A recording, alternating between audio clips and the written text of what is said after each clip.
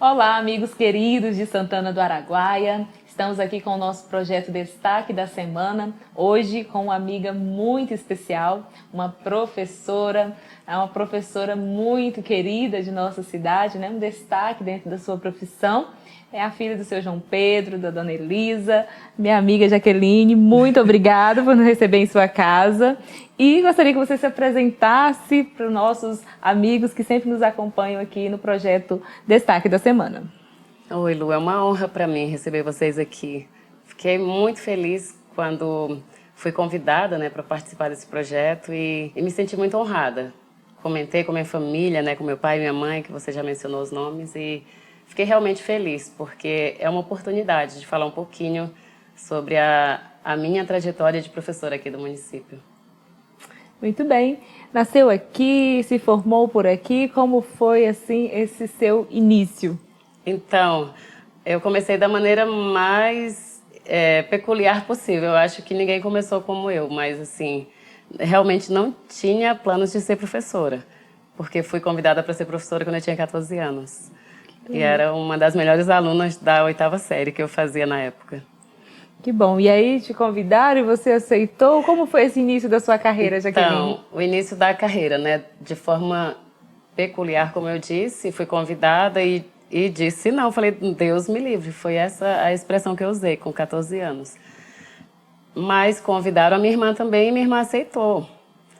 E daí o ano letivo terminou e veio o início do planejamento. E a minha irmã foi para o planejamento e falou, vamos comigo, né? Tudo dela, ela me chamava e eu fui junto.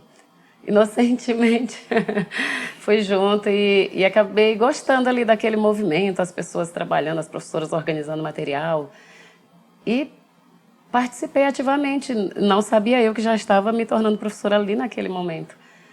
E ao término da semana de planejamento, a diretora da época, o diretor me chamaram e falaram, não, a gente tem uma turma para você, você vai substituir uma professora que vai sair de licença maternidade. E eu, assim, sem pensar muito, aceitei. Fiquei assustada e aceitei. E comecei dessa forma. Que bom, né? Muito jovem ainda, Muito. 14 anos. Nem tinha terminado, então, o ensino médio, né? Nessa época, a demanda de professores formados era enorme, não tinha realmente. Existia já na LDB a previsão de um prazo para que todos os professores fossem formados. Mas naquela época ainda estávamos no tempo de pegar os melhores alunos e levar para a sala de aula para ajudar a formar os mais jovens. E foi assim que eu comecei. E como foi escolher ou foi acontecendo da aula de português? Então, aconteceu assim. Eu já tinha afinidade com a língua portuguesa por gostar de ler desde criança, né? Já fui estimulada pelo meu pai, na verdade, né? Pelo meu pai, seu João Pedro, que gosta muito de ler e de escrever até hoje, de compor. Então, ele tinha revistas e gibis, né? E eu nem sabia ler ainda com 2 anos de idade. Eu pegava o gibi do papai e ficava lendo, passando o dedinho assim, dizendo que estava contando as histórias. Ele deitava depois do almoço, eu ficava na beira da cama contando história para ele. Ao invés dele contar para mim, era eu que contava para ele, né? Mas eu não sabia ler, mas na verdade eu estava lendo, leitura de imagem. Que eu lia os balões e as imagens e já ia montando as histórias. Isso mesmo. Comecei assim. Então, já foi afinidade com a língua portuguesa. Comecei a estudar desde o início com muita facilidade, realmente. Mas eu tinha facilidade em todas as matérias. Mas, assim, a língua portuguesa parece que estava sempre me chamando, porque eu me destacava desde criança nas minhas redações. Muito Toda bem. redação ia para o mural da escola, e aí, então, isso já foi me mostrando que realmente eu gostava de trabalhar com a língua portuguesa mesmo. Muito bem. E a sua formação aconteceu logo? Foi com o passar do tempo? Como que foi a sua formação em língua portuguesa? Então, foi um processo assim contínuo, porque eu nunca parei, né? Então, eu comecei a lecionar e fui estudar à noite pela primeira vez na vida, que eu era da turma da manhã. Aí fui fazer o primeiro ano à noite e fiz um curso de contabilidade na época, porque não tinha outro curso para fazer, ainda era particular. Fiz esse curso de contabilidade, aí na metade do curso chegou o magistério para Santana, e o magistério era público, né? Daí eu terminei contabilidade, fui fazer o magistério, né, com adaptação de matérias, não precisei fazer todos os anos, porque eu já tinha já fiz adaptação de matérias. Fiz só 2 anos, mas tenho diploma também de magistério. E depois do magistério foi que eu fiz o vestibular para letras em Marabá. Ah, sim, olha, uma contadora também, né? A gente não sabia. Essa Interessante mulher. que quando eu fiz o vestibular para letras, eu era professora de matemática. De matemática, de inglês, de estudos amazônicos, de ciências. No ensino fundamental. Não tinha nada a ver com letras, mas eu queria letras, entendeu? Entendi. Só o inglês ainda que tinha certa afinidade com letras, mas eu escolhi porque eu queria ser professora de português. Normalmente, naquela época, né, você acabava sendo professor um pouquinho de tudo, Um pouco né? de tudo. Inclusive, as turmas às vezes eram juntas, né? Às vezes você chegava a dar aula para a turma de primeiro, segundo e nunca terceiro trabalhei ano. com multisseriado, não, a sala assim não, mas eu já trabalhei assim nos horários bem estranhos, tipo intermediário, tipo, tinha a turma da manhã e o intermediário entrava tipo 11h30, meio-dia, saía 4 e pouco da tarde, eram uns horários estranhos, alternativos. Já passamos alguns perrengues. Falar em perrengues, o que foi mais marcante, assim, na sua profissão? Tem algo, assim, que te marcou muito? Um aluno, um acontecimento? Vários acontecimentos, vários alunos marcantes, assim, tanto bons alunos quanto alunos com muita dificuldade também, mas são tantas histórias que seria pouco aqui para eu te contar, mas assim, algumas das que mais marcaram foram aquelas que os alunos davam sérios problemas, mas depois me agradeceram por toda a luta, por todo o incentivo, porque hoje conseguiram realmente alcançar seus objetivos e se formar e hoje me agradecem muito. Eu fico feliz de ter contribuído assim com a formação de tantas pessoas. É algo que te deixa triste e que te deixou triste nessa profissão? Muitos acontecimentos, né, me deixam triste, mas assim, atualmente o que mais me deixa triste é porque eu considero o maior desafio da atualidade, é ensinar para quem não quer aprender. E por incrível que pareça, a maioria dos alunos hoje não quer aprender. Eu não sei se foi o sistema que acabou levando os alunos a ficarem assim dessa forma. Não sei se é o excesso de distração e de... Não sei, eu não sei dizer, só sei que a maioria realmente não está interessada em aprender. Eles querem passar de ano, mas não querem aprender. E eu sou aquela professora tradicional que eu só fico feliz realmente que eu ministrei uma boa aula se eu percebo que eles aprenderam. Aprenderam de verdade, não só para fazer uma prova, mas aprenderam para levar para a vida. Durante essa profissão, às vezes você, como professor, né? E eu também já fiz parte, faço até hoje, né? Colega de trabalho. Mas, às vezes você dá aula em sala de aula, mas também você é professor em outros setores da educação, né? E você passou por outras experiências também, como coordenadora, como vice-diretora. E algumas histórias são marcantes. Poderia nos contar alguma história enquanto coordenadora, enquanto diretora? Uau! Assim, as histórias dessa época são as mais marcantes e até chocantes possíveis, porque os bastidores da educação, assim, nos bastidores acontece muita coisa que, às vezes, o professor de sala de aula ali não percebe, mas o coordenador, o vice-diretor, o pessoal de apoio ali, acaba tendo mais acesso aos problemas dos alunos. E nessa época que eu fui coordenadora, outra época eu fui vice-diretora, realmente eu conheci histórias impactantes, histórias assim de fazer chorar, sabe? Alunos com extrema dificuldade na família, alunos que sofreram abusos, alunos que foram maltratados por familiares e dificuldades extremas que a gente não imagina. Às vezes o aluno está chamando muita atenção na sala de aula, a gente fala só que esse menino dá trabalho, esse conversa demais, a intenção, a ideia é até colocar logo para fora, mas são tantas realidades e como coordenadora eu vivenciei isso e eu posso dizer que foram as histórias mais chocantes e mais impactantes. Mas assim, houve muito caso feliz, sabe? Várias histórias felizes que eu não vou mencionar nomes assim por questão de ética, mas de meninas assim que já estavam a ponto de tirar a própria vida, que já de desistir da vida e que o meu trabalho de coordenadora com uma equipe maravilhosa da época que nós trabalhamos juntos, a gente conseguiu realmente fazer alguma coisa e reverter a situação dessas meninas e meninos e E hoje eles têm essa gratidão imensa por nós e a gente tem muito mais ainda de ter contribuído para melhorar a vida deles. Que bom. Nessa profissão, Jaqueline, a gente passa por muitas situações, né? E nós sabemos da sua grande experiência, da sua vasta experiência com leitura, com o ensino de português, né? E também de outras matérias, como você mesmo mencionou. Mas a que você atribuiria, lógico, você já até citou um dos fatores que você atribui, mas assim, no geral, né? O que você atribui e o que você acha que pode ser feito para que a nossa educação santanense e também paraense, que nós sabemos que o estado do Pará, infelizmente, por todo um contexto, por uma série de situações, tem um dos piores IDEBs do país, né? Então, assim, para você, né, com essa experiência toda, com todo essa bagagem que você acumulou desde os 14 anos trabalhando na educação, o que você diria, o que você aconselharia e o que você traz como atribuição, né, para essa dificuldade extrema, além, claro, de toda a dificuldade que a gente tem com os alunos, o que a gente poderia fazer para melhorar e por que está tão difícil?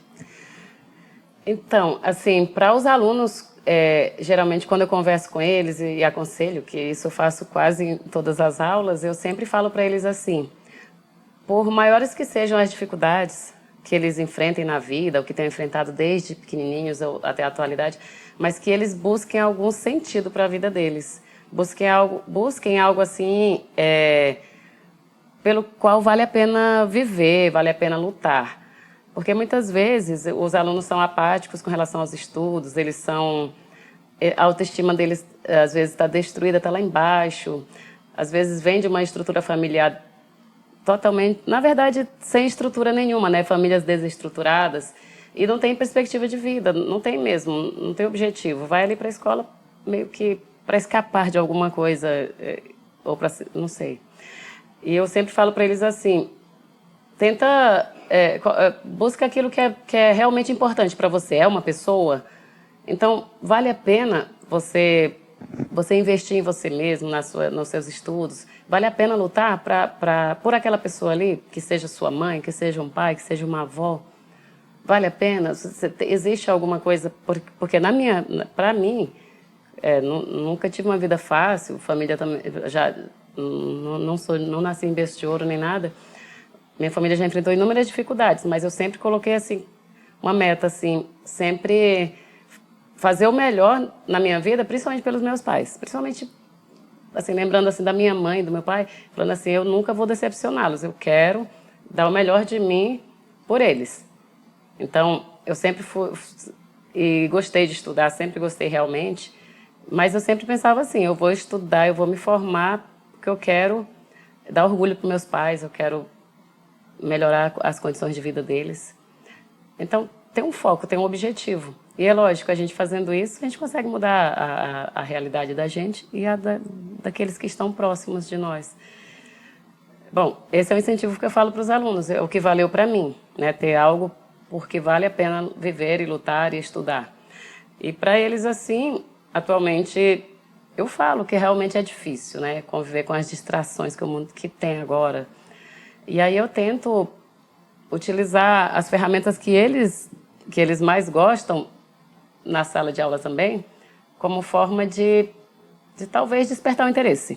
Por exemplo, eles só querem ficar no celular, então vamos pesquisar alguma coisa nesse celular aqui para a gente produzir um texto e utilizar o celular de alguma forma, nem que seja tirar foto do meu livro e pegar uma atividade interessante. Né? Para que eles usem aquela ferramenta e não fiquem escondidos ali teclando e fora da aula, alheios, né, à aula. Muito bem. Metodologia, né? É tão difícil, todo professor quer saber. Todo professor quer saber. O que você faz com aqueles alunos assim, bem imperativos, indisciplinados? Qual é a sua metodologia? Olha só, varia muito, porque nem sempre a gente obtém êxito, né? Mas assim, a metodologia ela consiste em o professor ter uma postura, né? O professor tem que ter uma postura ao entrar e ao permanecer e ao sair da sala, tem que impor respeito, mas assim, sem gritar, sem escândalos, sabe? Sem ofensas. Mas assim, até a entonação de voz da gente como professor tem que ser uma voz assim que seja segura, que seja firme, mas que não ofenda. E sempre olhar no olho mesmo daqueles meninos que dão trabalho e falar com eles, mas de uma forma que eles também sintam que eles são importantes. Por mais que eles sejam terríveis, que a gente não esteja mais aguentando, mas a gente tem que mostrar que eles são importantes, que eles estão ali e que eles precisam dar o melhor deles. Eu sempre toco muito na tecla deles buscarem excelência em tudo que fazem. Vamos fazer tudo com excelência, a mínima tarefa até a tarefa mais complexa. E assim, vamos lutando, né? É lógico que a gente não vence todas as batalhas.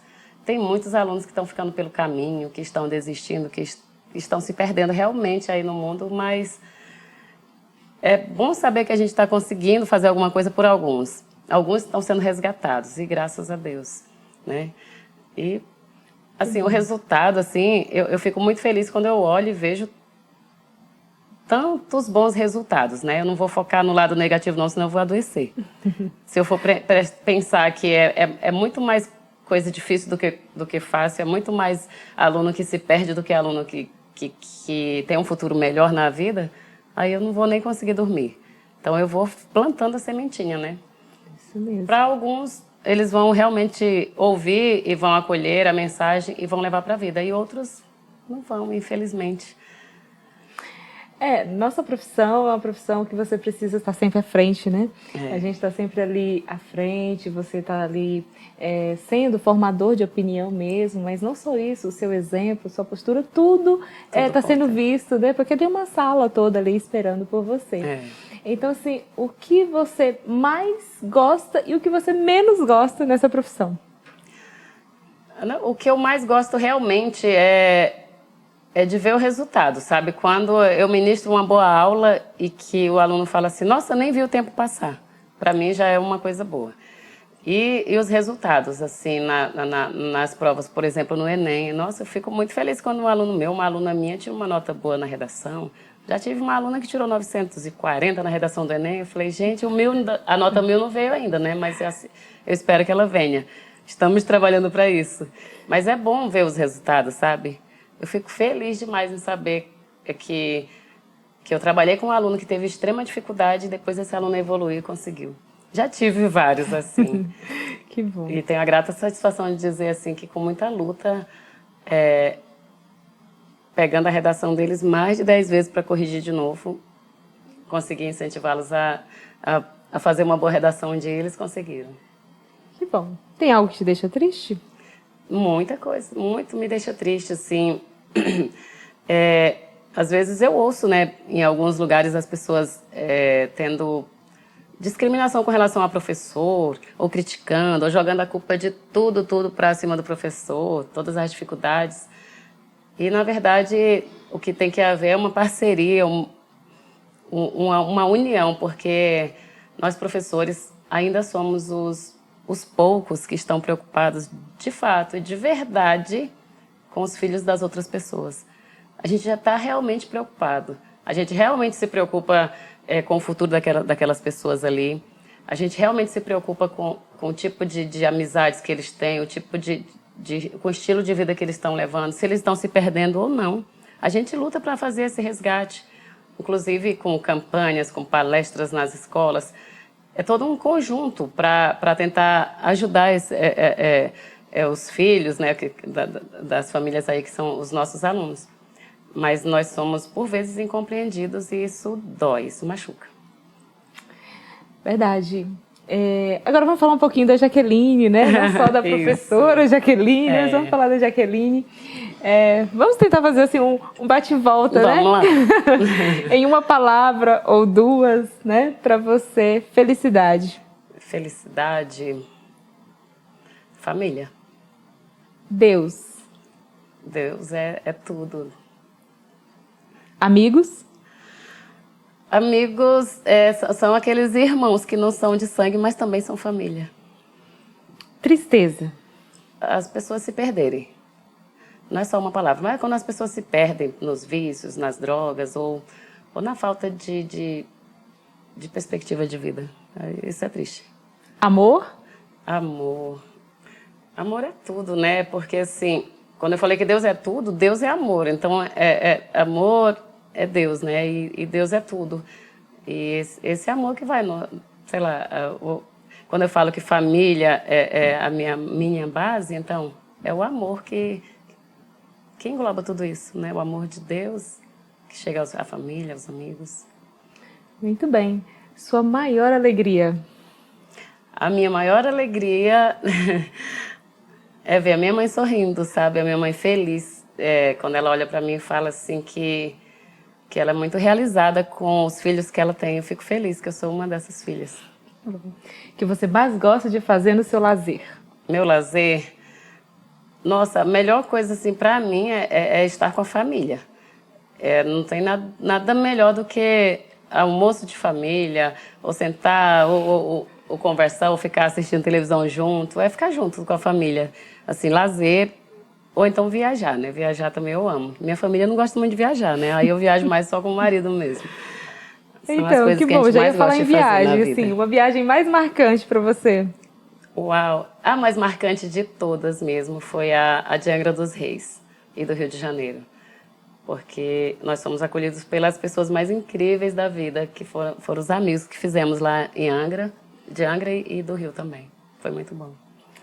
Não poderia deixar de falar, né, com você sobre algo que envolve toda a sua família, toda a sua vida e que acaba sendo realmente um destaque na nossa cidade, né?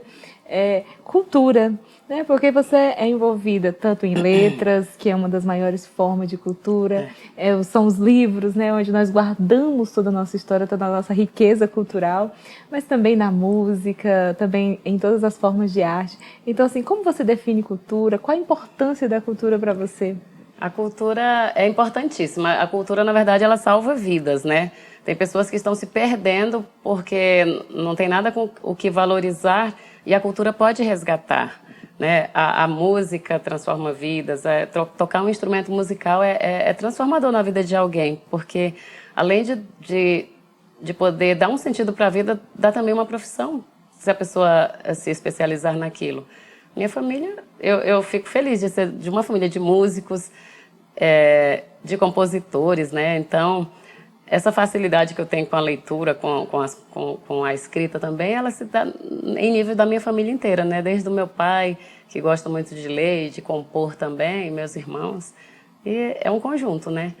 E eu sou feliz, assim, de poder me reunir com a minha família para ouvir uma boa música, que é uma coisa muito rara da gente ouvir quando sai pelo mundo afora. Isso mesmo.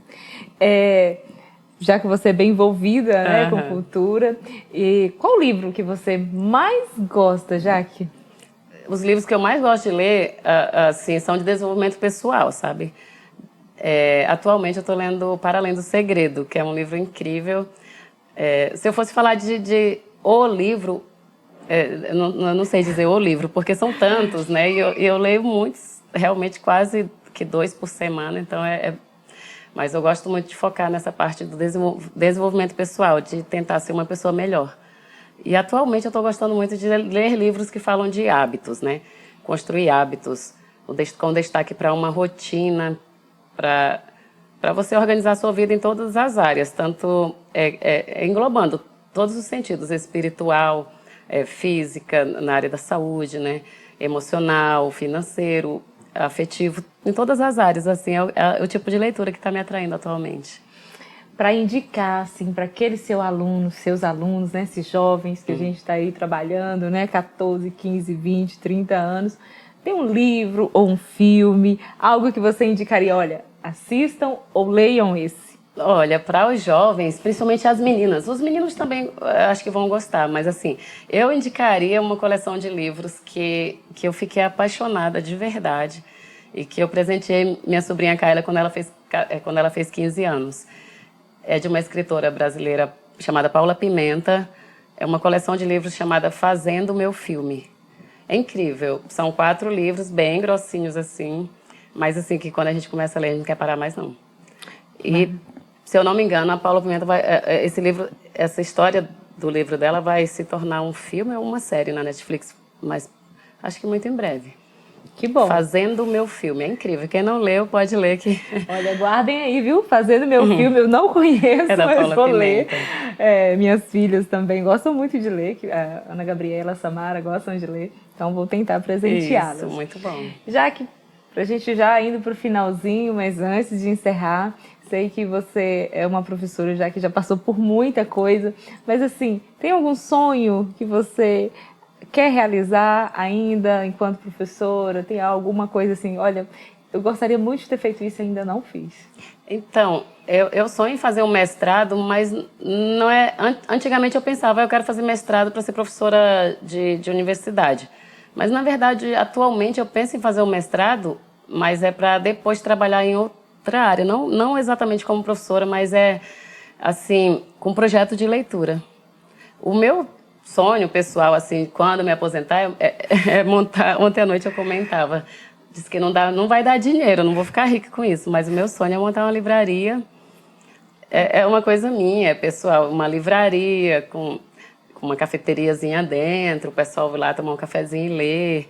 Para mim, será um sonho de consumo, ter uma livraria futuramente e poder trabalhar com projeto de leitura. Por exemplo, depois de aposentada de sala de aulas, eu poderia exercer uma função no município ou no estado, mas trabalhando assim, com bibliotecas, com projetos de leitura. Esse é um objetivo. Que bom. Café com Cultura, você é cliente lá. Isso, interessante. Já vou aguardar, é o que eu viu? penso. É um sonho. Muito bom. Olha, foi maravilhoso, passou rápido. Libânio fala que o bom professor é aquele que os alunos saem e dizem, nossa, como eu não vi a aula passar, exatamente como você falou, né? Semana passada aconteceu isso umas 2 vezes, mas eu fico feliz quando acontece. Então a entrevista foi rapidinho, passou, já acabou, foi muito bom. Quero agradecer muito mais uma vez, não só por nos receber aqui na sua casa, mas pela magia que foi estar entrevistando, pelo aprendizado que foi. Mais uma vez, agradecer a todos pelo carinho, né? E agradecer a Jaqueline, né, por tudo que ela já fez e continua fazendo enquanto professora, enquanto profissional. A gente está aqui, mas a gente sabe de muitas histórias suas, né? Por onde a gente anda, a gente ouve muito elogio dessa professora, uma professora realmente, como tantos, graças a Deus, que nós temos na nossa cidade, né? Mas a gente escolheu você para estar aqui com a gente muito hoje. Obrigada. Muito obrigada. Eu que agradeço, fico honrada, fico muito feliz, sabe, com vocês aqui, né, com esse reconhecimento. Mas eu gostaria de falar sobre as minhas professoras inspiradoras. Ótimo. Então, para eu me tornar professora de língua portuguesa, a minha maior inspiração foi a saudosa professora Leonina, irmã da Leolândia. Ela foi minha professora só 1 ano, mas foi um ano marcante, quando eu fazia 6ª série. Antigamente chamava 6ª série, que seria o 5º ano da atualidade. E ela foi excelente assim, com a nossa turma e ela tinha tanto amor pela língua portuguesa que despertou aquele interesse em mim.